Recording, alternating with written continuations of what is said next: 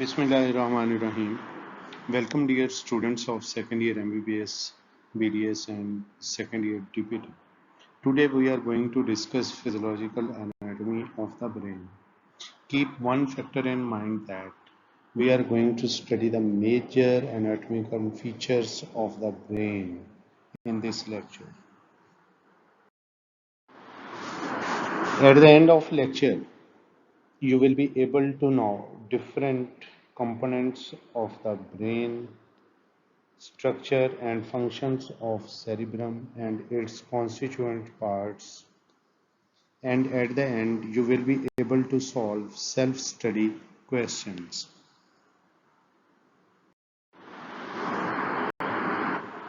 Anatomical divisions of the brain include prosencephalon.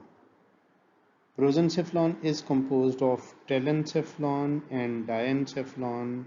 The telencephalon is composed of cerebrum and basal ganglia, while the diencephalon is composed of thalamus, hypothalamus, epithalamus, and subthalamus, while the second part of the brain is mesencephalon, that is also called midbrain, while the prosencephalon is called forebrain. The third structure in the brain is called rhombencephalon, and it is composed of metencephalon that includes pons and cerebellum, while the second portion of rhombencephalon is myelencephalon that includes medulla oblongata. We will study the forebrain. The first structure, as we mentioned, that in the forebrain is telencephalon that is composed of cerebrum and basal ganglia. The cerebrum, it accounts for about 2/3 of the brain mass and covers most other brain structures. As you can see, the cerebrum in the middle is divided by a longitudinal fissure into two equal halves, and these halves are called left hemisphere and right hemisphere. As you can see the surface of the cerebrum, it is a folded mass of gray matter that contains bumps and grooves. These crests or bumps are called gyri, while the grooves that are present in these gyri are called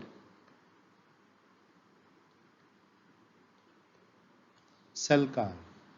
So different sulci and gyri gives the cerebrum and its each hemisphere the appearance of a folded mass that if it is in unfolded, it roundabout accounts for 21 square feet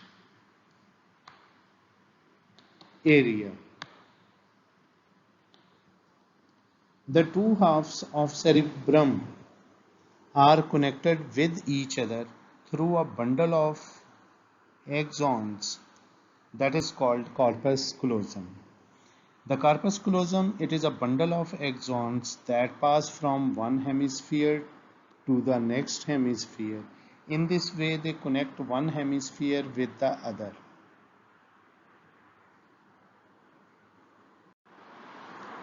Each cerebral hemisphere is divided into 4 lobes, named for the bones of the skull under which they are located, like the frontal bone. Under it, frontal lobe is present. Then is the parietal bone, and parietal, below the parietal bone there is parietal lobe. Then is the occipital bone, and occipital bone Underneath it contains occipital lobe, while frontal lobe is present below the temporal bone. If we see the surface of the cerebral hemispheres, we can see two prominent structures. One is the central sulcus, and the second one is the lateral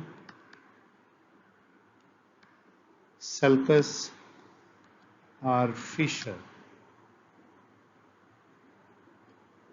They, the central sulcus, it arises about the middle of each cerebral hemisphere. It begins near the longitudinal cerebral fissure and extends downward and forward to about 2.5 centimeter above this lateral sulcus. The central sulcus, it basically separates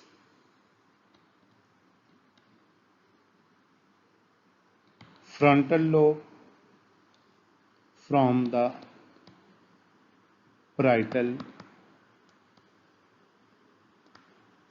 lobe.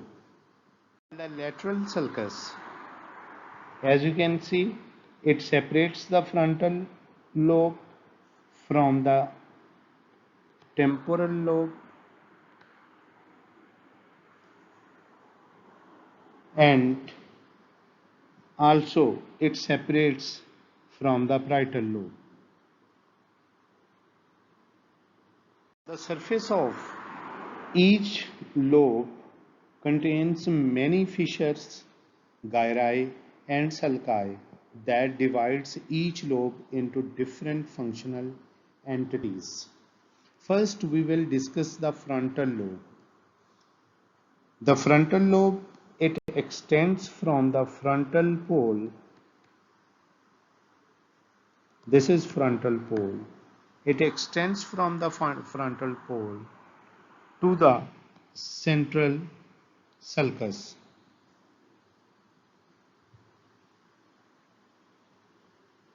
The frontal lobe contains basically two prominent areas. One is motor cortex and second one is prefrontal cortex. The motor cortex, it basically controls skeletal muscle movements, while the prefrontal area, it is concerned with judgment, reasoning, initiative, higher order social behavior, and other similar functions. So overall, frontal lobe, it functions in voluntary muscle movements, memory, thinking, decision making, and planning. The superior and inferior sulci, these are superior and inferior sulci that extends from the precentral sulcus. In between the precentral sulcus and the central sulcus, there is precentral gyrus where basically motor cortex is present.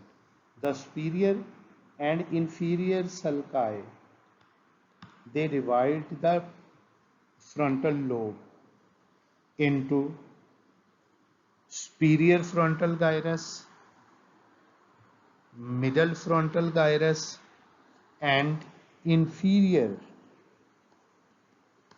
frontal gyrus. These are the three divisions of inferior frontal gyrus.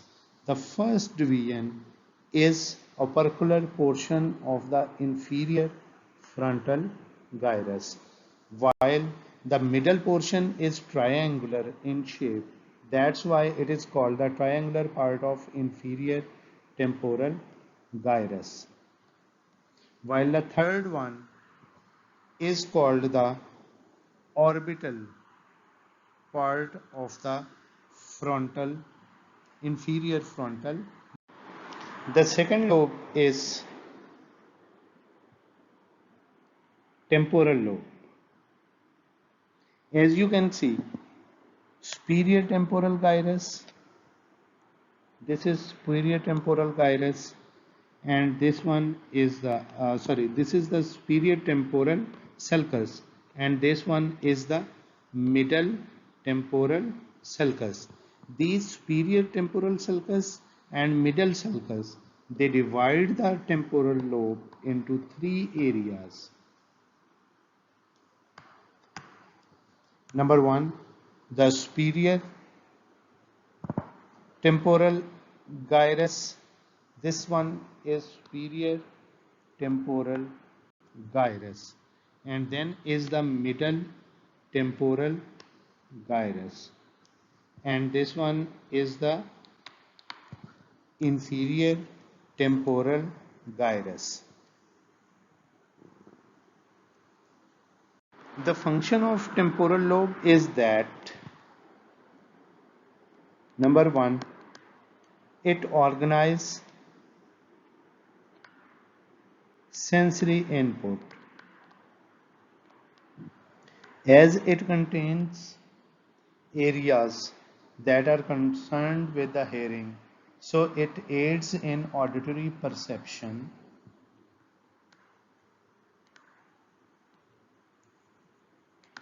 Number three, it is concerned with behavior.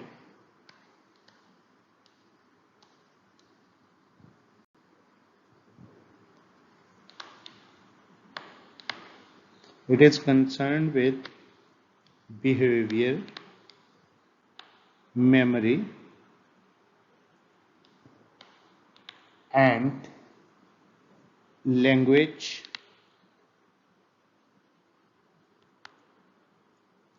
and speech production.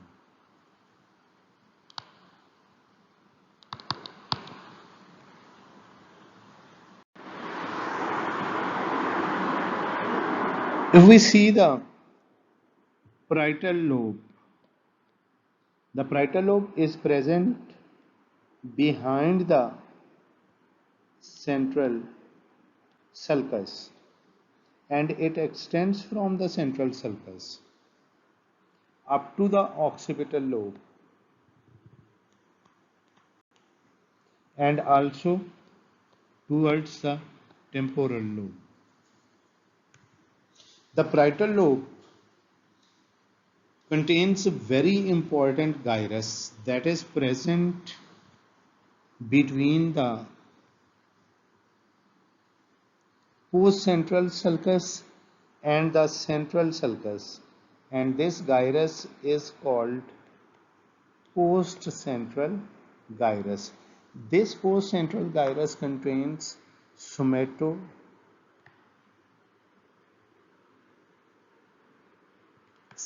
cortex that perceives information from the somatic structures.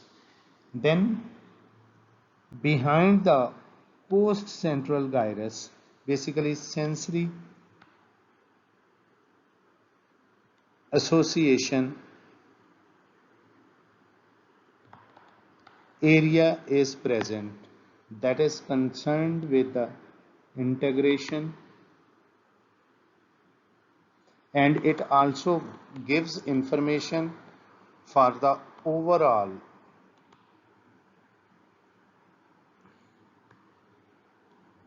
condition of the body.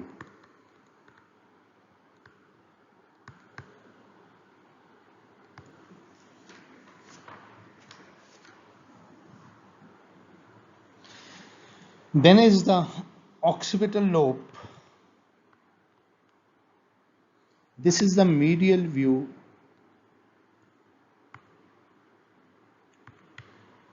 of cerebral hemisphere. And this is the parieto-occipital fissure that basically separates the occipital lobe from the parietal lobe. In the center of the occipital lobe, a sulcus is present that is called calcarine sulcus. It divides the occipital lobe into upper part that is called cuneus and lower part that is called lingual gyrus.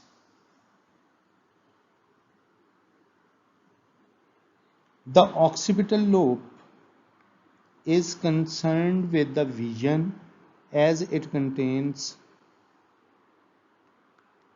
visual cortex, and in the visual cortex three very important visual areas are present, that are areas 17, 18 and 19.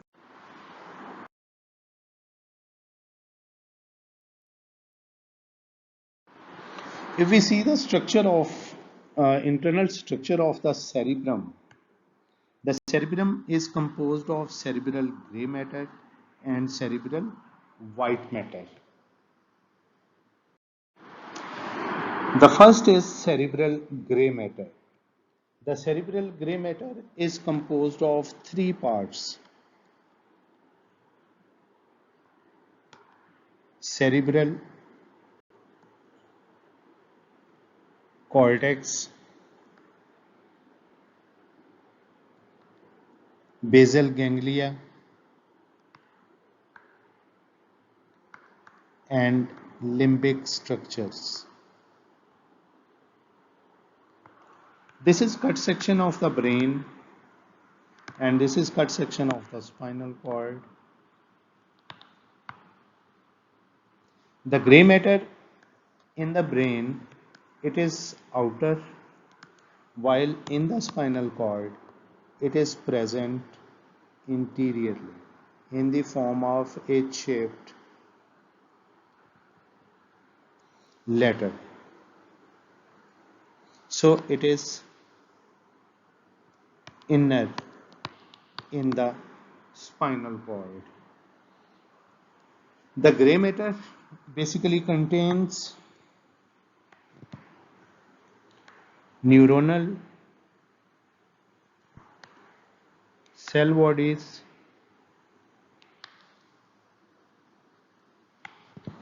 dendrites, and number 3, axons. These three structures, neuronal cell bodies, dendrites, and axons, they either form layers or cluster into groups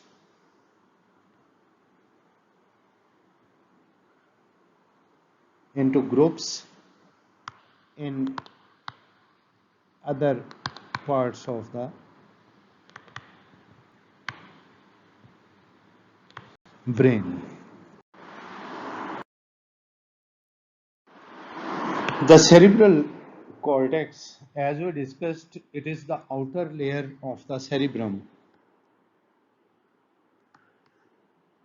It is the outer layer of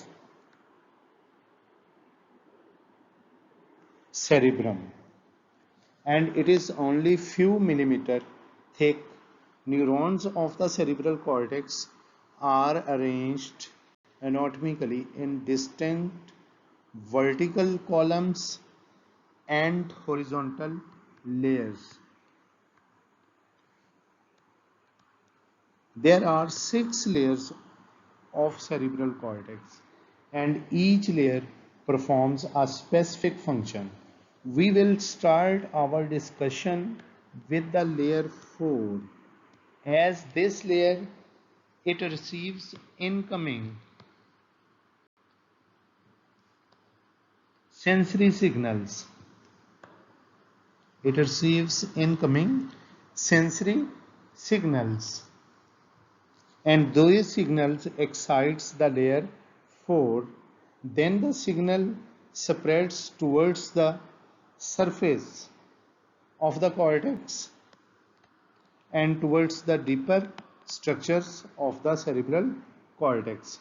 Then we will discuss the layer 1 and 2. Layer 1 and 2, they receive diffuse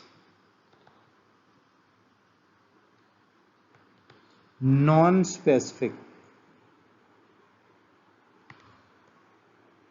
information from lower brain centers.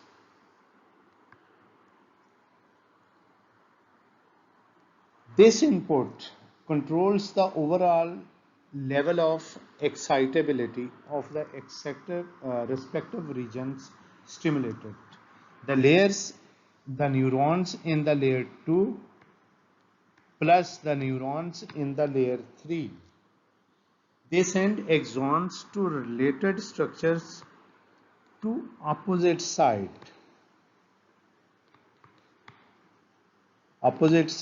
of cerebral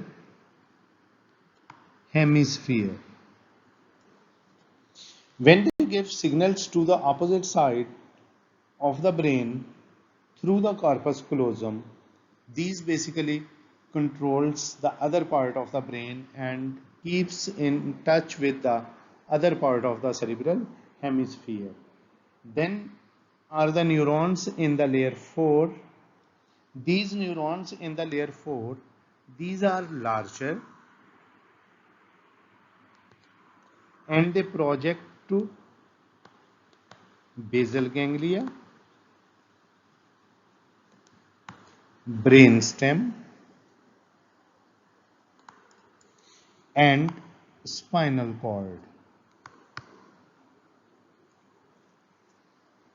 where they control signal transmission. The neurons in the layer 6, they project towards the thalamus,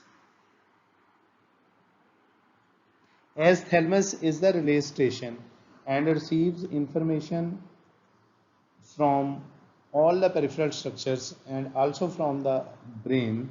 So these neurons, they controls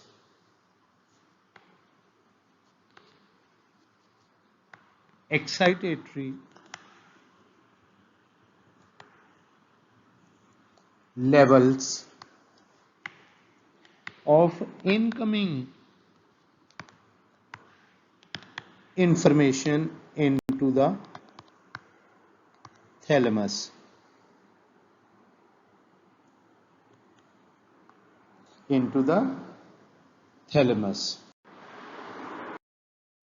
As we discussed, the cerebral cortex is present in 4 lobes.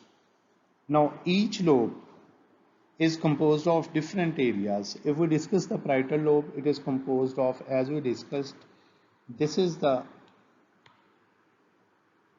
central sulcus, and posterior to the central sulcus area is present in the, that is called primary somatosensory area. And the second important area that is present in the parietal lobe is the sensory association area.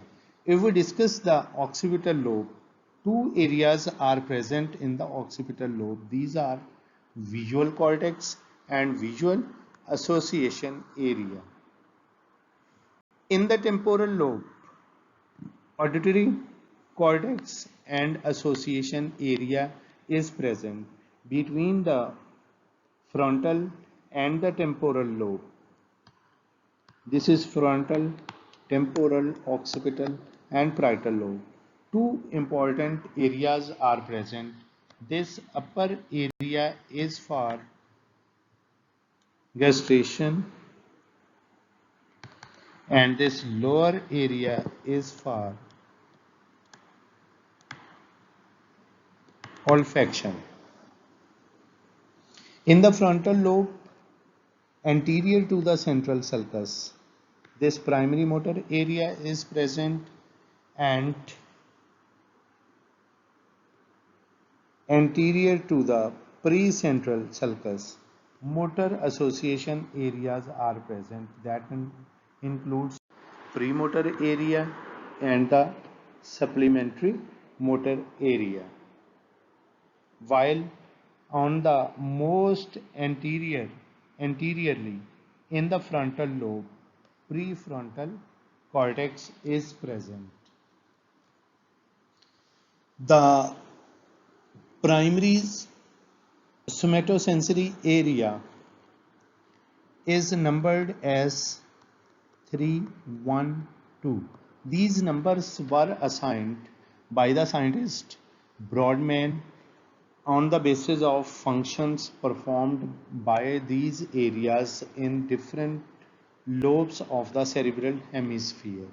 The primary somatosensory area and sensory association area, they receive sensory information from the skin,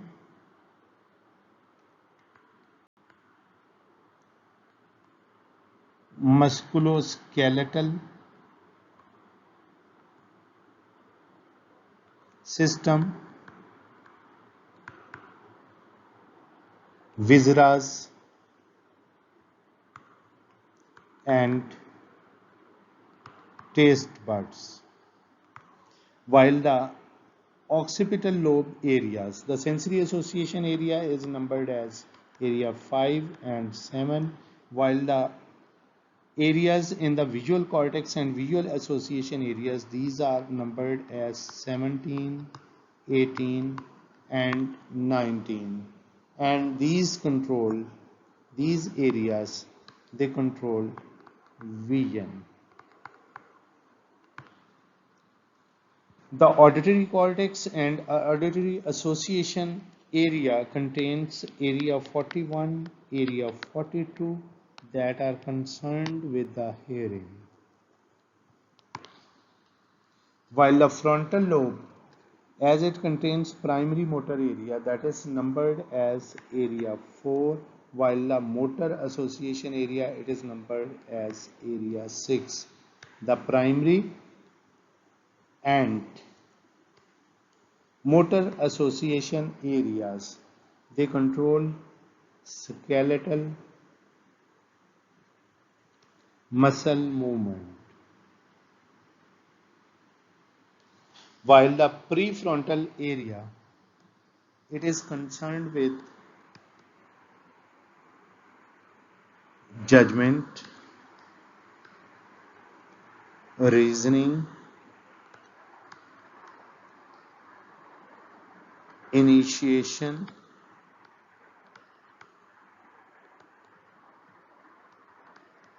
higher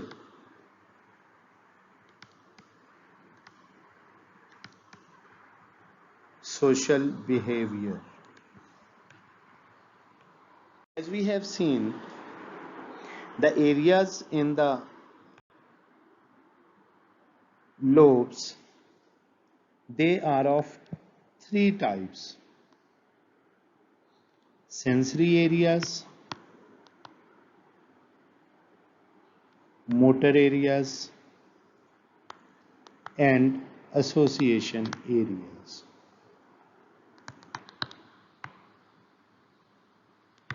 The sensory areas, as we discussed, they receive information, while the motor areas, they direct skeletal muscle movement. The association areas, these are important because they integrate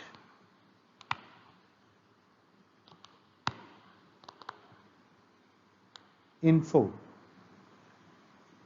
and information passing along a pathway is usually processed in more of these association areas, and then a response is produced. The second structure in the gray matter is basal ganglia. Basal ganglia basically constitutes accessory system that functions usually not itself but in close association with the cerebral cortex plus cortico spinal motor system, and the connections of basal ganglia and the neurotransmitters secreted from basal ganglia, they form extra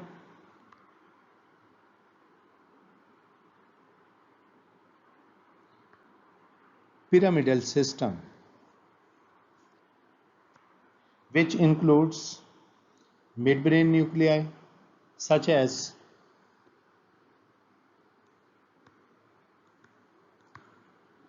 substantia nigra that secretes dopamine and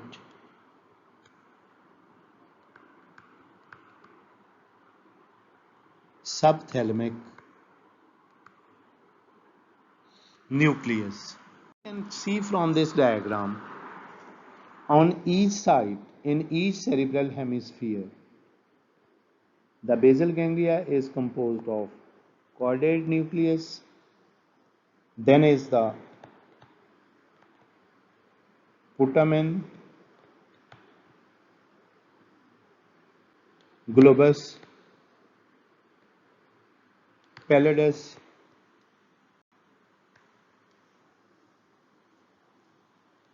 these nuclei are located mainly lateral to and surrounding the thalamus. These nuclei are present lateral to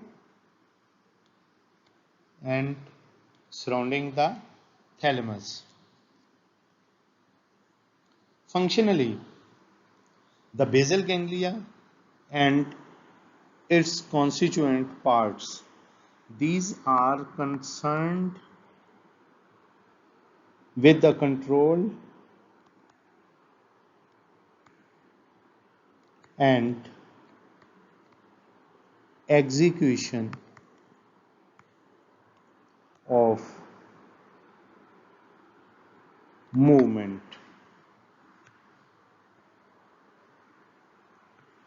The globus pallidus and putamen nucleus together they are called lentiform nucleus, while lentiform nucleus and chordate nucleus they are together called as striatum. Third part of cerebral gray matter is limbic system. The limbic system, originally this term was used to describe the border structures, but now the term limbic system has been expanded to mean that it is a diverse collection of cortical and subcortical regions that are crucial to perform two functions. Number one, behavior. Number two, emotions. Basically, the limbic system, it is complex of different structures present, number one, in the limbic cortex, some parts of diencephalon, that is part of the forebrain, and number 3, reticular formation. Different structures constitute the limbic system. In the limbic association cortex, these structures includes the hippocampal formation, and hippocampus formation includes the hippocampus and dentist, gyrus, amygdala, and ventral striatum. While the diencephalon structures in the limbic system includes thalamus, hypothalamus, and epithalamus, while the midbrain structures include portions of periaqueductal gray matter plus reticular formation. All these areas, if briefly we discuss that the function of these areas is that they control, this is brief function, they control and modify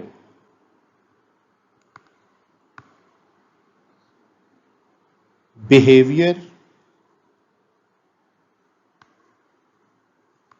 and emotions.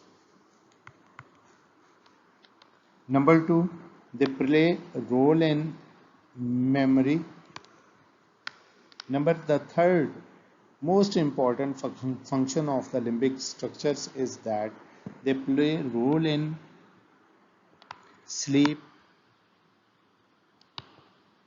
wakefulness cycle. So these are the brief functions of the limbic system. Is the second part of the internal structure of the cerebral cortex, cerebrum, that includes white matter. The white matter is basically composed of myelinated axons and very few cell bodies. These axons, as these are myelinated, so their myelination basically gives the appearance of pale. So the white matter is pale in color, and these axons, they are arranged in the form of bundles of axons, and these bundles of axons are called tracts. These tracts in the central nervous system, they are equivalent to peripheral nerves in the peripheral nervous system. These tracts within the central nervous system, they connect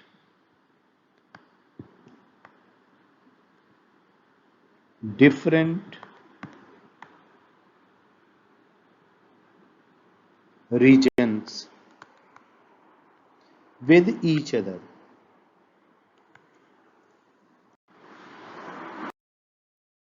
These bundles of fibers in the white matter, they allow different regions of the cortex to communicate with each other and transfer information from one hemisphere to the other.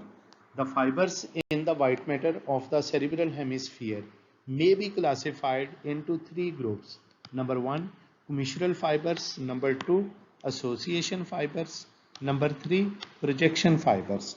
The commissural fibers, in turn, they are divided into corpus callosum, anterior commissure, posterior commissure, fornix, and number 5, habenular commissure. Each of these, this collection of fibers, they perform different functions and connect different regions of the brain with each other, and also connect one hemisphere to the other side of the hemisphere.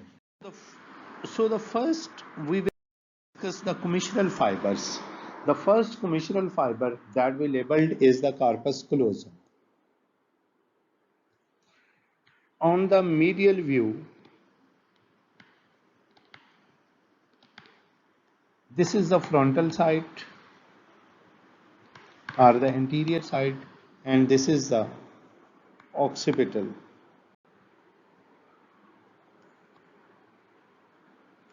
side. About 200 million axons in the corpus callosum are present, and these neurons they connect two cerebral hemispheres. For purpose of description, the corpus callosum is divided into a very thin part that is called rostrum. Then is the genu of corpus callosum. The third part is the body that arches posteriorly into a dilated end, and this dilated end is called splenium. Second type of commissural fibers are the anterior commissure. These nerve fibers they cross midline, and these fibers they connect two olfactory bulbs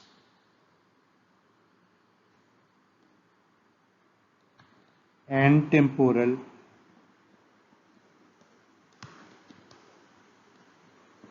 structures. The third type of group of fibers are the posterior commissure.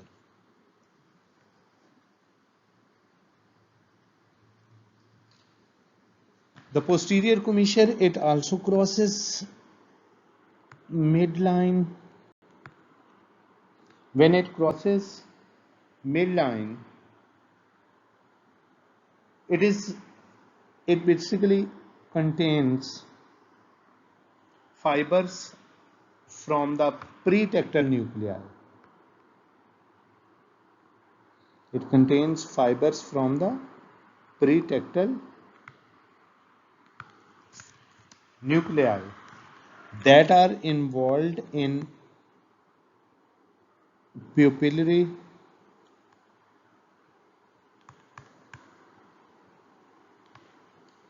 light reflex, and all these fibers pretectal from the pretectal nuclei, pupillary light reflex, they are believed to cross in the posterior commissure. Then the next area is the fornix. It constitutes the efferent system of the hippocampus, and hippocampus, as we have discussed, it is concerned with the memory. Fifth type of fibers among the commissural fibers are the habenular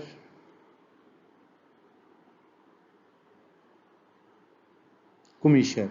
As you can see, they are present in front of the pineal body, and these habenular commissure it receives many efferent fibers from the amygdala, that is important component of the limbic system, and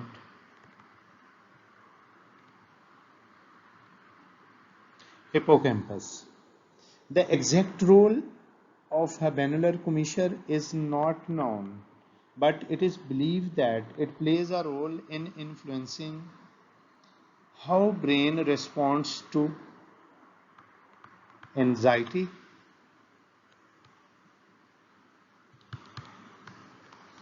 pain, stress, and to sleep. Category of white matter fibers are the association fibers. These nerve fibers they connect various cortical regions within the same hemisphere, and they may be divided into short fibers and into long fibers. Short fibers, as the name indicates, they connect different structures within same hemisphere. So these are the association fibers, and this structure is corpus callosum. The long association fibers they are collected into named bundles like superior and inferior, longitudinal,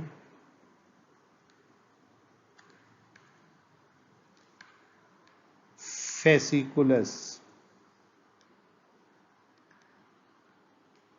Third type of fibers in the white matter are the projection fibers. Afferent and efferent nerve fibers passing to and from brainstem constitute projection fibers. As in this diagram, at the upper part of the brain, these projection fibers they form a compact band that is called internal capsule. Internal capsule is a compact band of fibers that is present between different nuclei of the basal ganglia, and because of the wedge shape of the lentiform nucleus, the internal capsule is bent to form the anterior limb. So this is the anterior limb of the internal capsule, and this is the posterior limb of the internal capsule, and both they join in the center, and this central area is called the genu of the internal capsule. Once the nerve fibers have emerged superiorly, they radiate in all directions. They radiate in all directions to the cerebral cortex. These radiating projection fibers are known as corona radiata. The nerve fibers lying within the most posterior part, they also form radiations, and these radiations are called optic radiations. With this, we come to end this lecture, and at the end of lecture, I am giving you some self-study questions. These questions are: number one, name the different structures are bundle of fibers that we discussed in this lecture that are related to memory. Number 2, mention briefly the role of prefrontal cortex and motor areas in the brain. Number 3, how sensory areas they differ in function from association areas. Thank you very much, dear students. In the next lecture, we will study diencephalon, midbrain, and hindbrain. Thank you very much.